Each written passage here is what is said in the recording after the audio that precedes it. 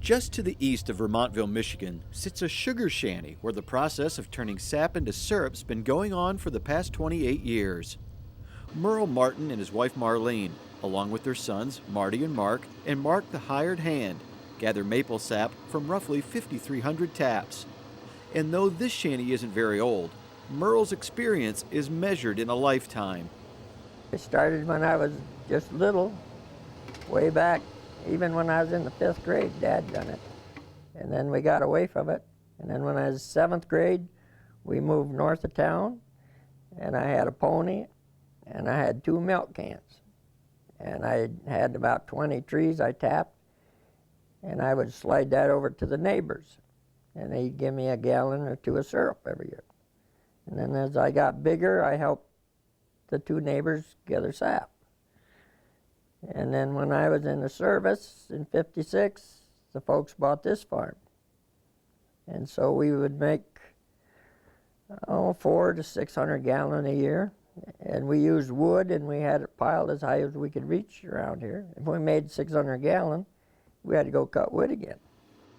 The history of the region can be learned not only from the stories handed down, but from remnants as well. They've been making maple syrup in Vermontville since the land there was purchased in the spring of 1836 by settlers from Vermont. Maple sap is truly the first crop of the year, producing syrup to the tune of 90,000 gallons. And according to the Michigan Maple Syrup Association, though only 1% of the state's maple forest resource is used in production, the industry is worth $2.5 million to the state's agricultural economy. Sap usually runs from February to April, but it's the freezing and thawing temperatures that determine when it flows. And farmers know all too well how wildlife can damage a crop, and syrup producers are far from immune. Squirrels are the usual suspects, from the telltale signs of their chewing on the lines in search of nourishment. Those lines run to pumps that push the sap to roadside tanks, holding 1,000 gallons or more at a time.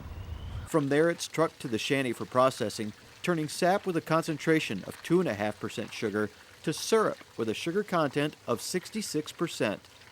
We have a 1,000 gallon tank up high, and then it comes by gravity. And it comes into the evaporator, it goes through a preheater before it hits the evaporator.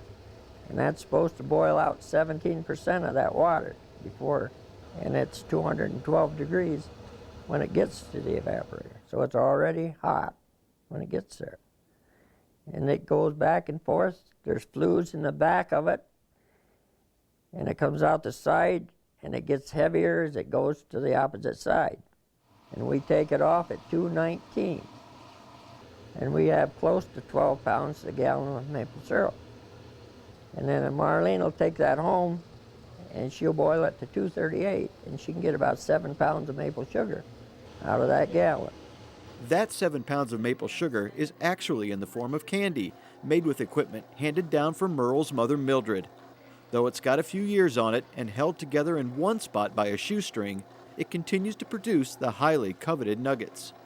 Merle will ship their syrup all over the country, and some to Vancouver, British Columbia. Marlene, on the other hand, won't market her candy at all, as the people in the area know where and when to get it.